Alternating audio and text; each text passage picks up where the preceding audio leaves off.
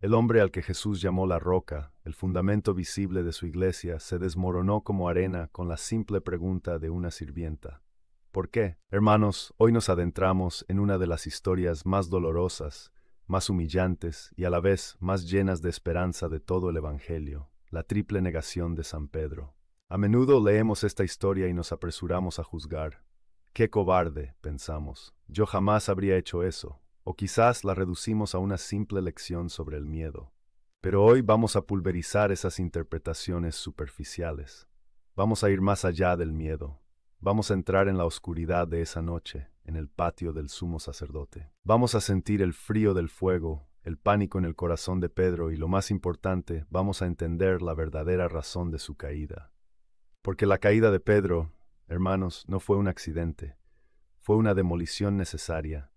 Dios permitió que la casa que Pedro había construido sobre la arena de su propio orgullo fuera demolida por completo, para poder reconstruirla sobre la única roca verdadera, la humildad y la misericordia de Cristo.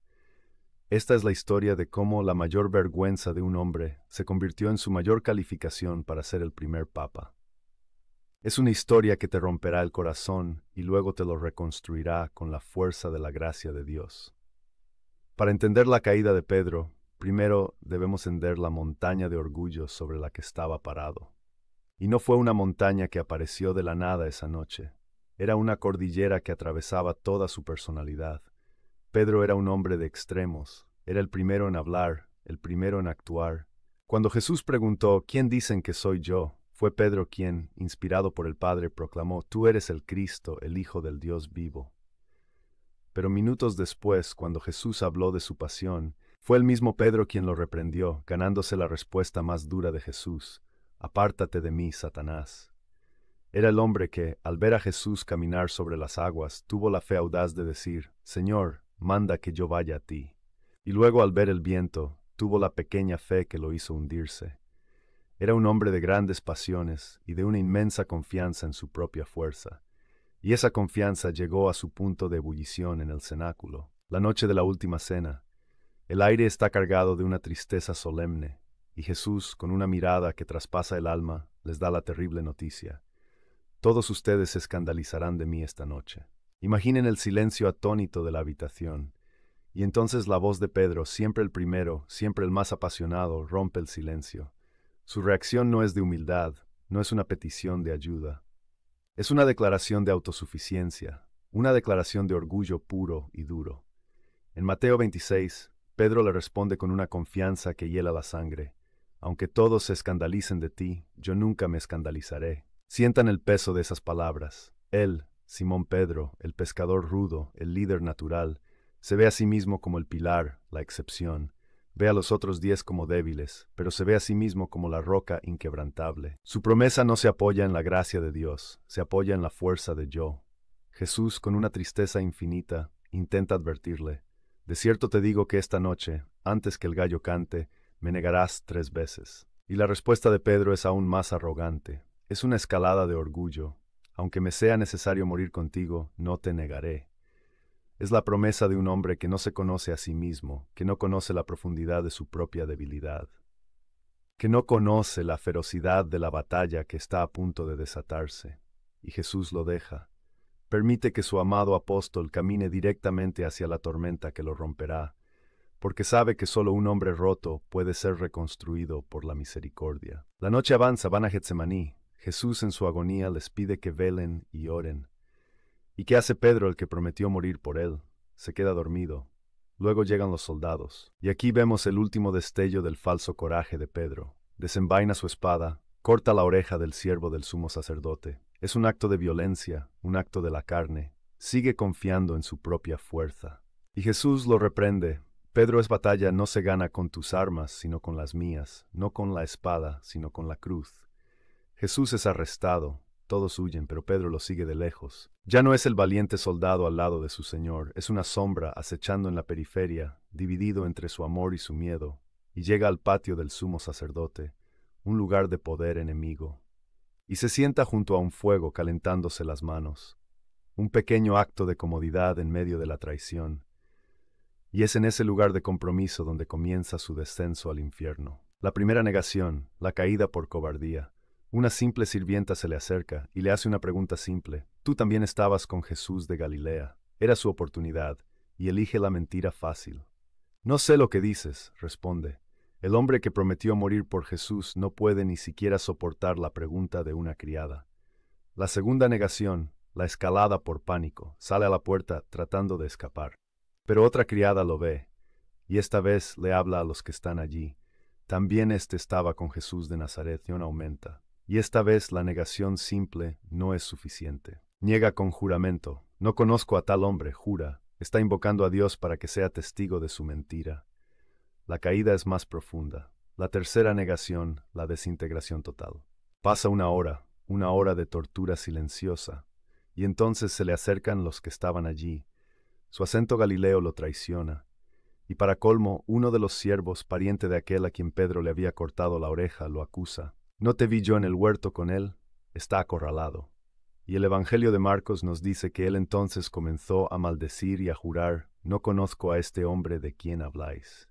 Está maldiciendo. Se pone del lado de los que maldicen a su Señor. El hombre que fue llamado a ser el primer papa en ese momento se convierte en un apóstata, ha tocado fondo. Y entonces el gallo cantó. Imaginen ese sonido, es la trompeta de la profecía cumplida, es la alarma que lo despierta de su pesadilla de traición, pero no fue el sonido del gallo lo que lo rompió, fue lo que vino después. Y aquí, hermanos, llegamos al clímax.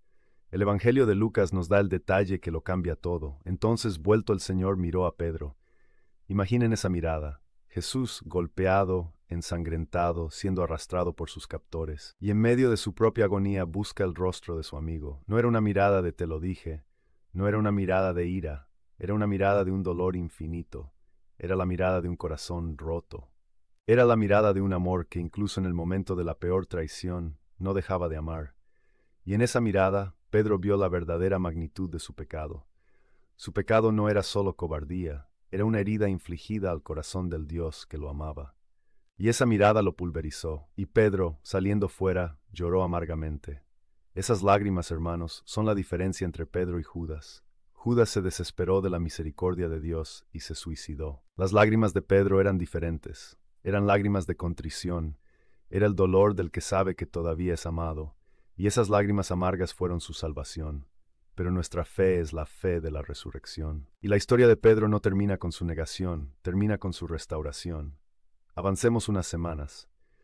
A la orilla del mar de Galilea, Juan, capítulo 21, Jesús ha resucitado y prepara un desayuno para sus discípulos. El versículo 9 dice que había brasas puestas, un fuego de brasas.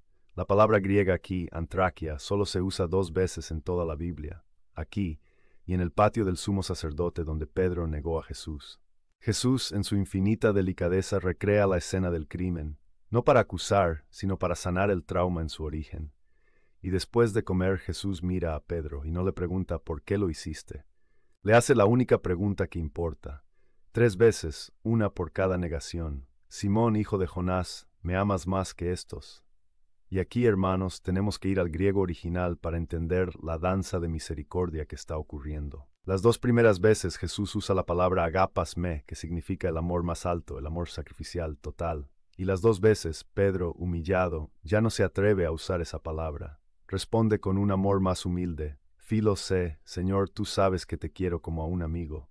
Él sabe que ha fallado en el amor agape. Y la tercera vez Jesús, en un acto de una ternura que nos rompe el corazón, desciende al nivel de Pedro. Ya no le pregunta agapas me, le pregunta fileis me quieres como a un amigo? Y el texto dice que Pedro se entristeció, porque entendió que Jesús estaba aceptando su amor roto, su amor imperfecto, y responde, Señor, tú lo sabes todo, tú sabes que te quiero como a un amigo. Ya no hay orgullo en la respuesta de Pedro. Y con cada confesión de amor, Jesús le da una misión. Apacienta mis corderos, pastorea mis ovejas, apacienta mis ovejas. ¿Se dan cuenta de la belleza de esto? Jesús no solo perdona a Pedro, restaura su vocación, y la restaura a un nivel más alto. Su misión como el primer papa no se basa en su fuerza o en su coraje, se basa en su amor, un amor que ha sido probado en el fuego de la traición y purificado por las lágrimas de la contrición. La caída de Pedro no fue un desvío, fue el requisito indispensable. Solo un hombre que conocía la profundidad de su propia debilidad podía ser el vicario de la misericordia de Cristo. Solo una roca que había sido pulverizada podía ser reconstruida sobre el único fundamento verdadero, la gracia y el perdón de Dios. Hermanos, la historia de Pedro es nuestra historia. ¿Cuántas veces le hemos prometido a Jesús fidelidad solo para negarlo en la primera prueba? Pero la buena noticia es que la historia no termina con el canto del gallo. Termina en la orilla del mar. Termina con la misma pregunta que Jesús te hace a ti ahora mismo en el confesionario. ¿Me amas? No importa cuán lejos hayas caído. La mirada de misericordia de Cristo te está buscando. Y Él no quiere solo perdonarte. Quiere restaurarte.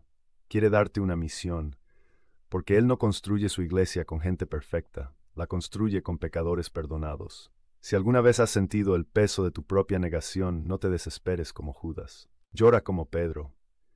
Y luego corre al sacramento del perdón, a tu propia orilla del mar, donde el Señor resucitado te está esperando para hacerte la única pregunta que importa.